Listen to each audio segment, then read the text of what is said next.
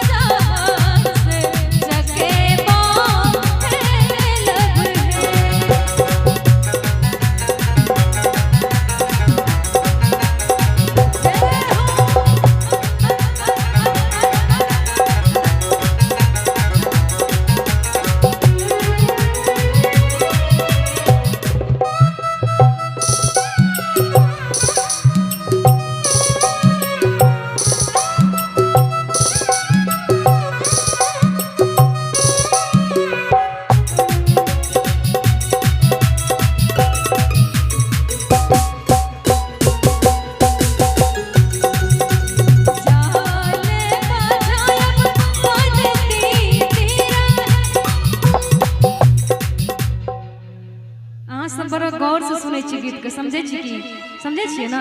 एक बार हाथ का खोल दियो, अपन अपन थपड़ी बजा दियो एक बार जोर से। बोलिए सच्चे दरबार की, बोलिए छठी मैया की।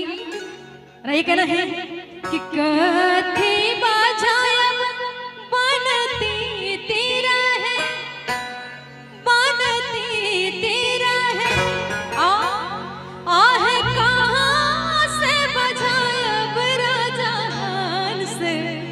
सके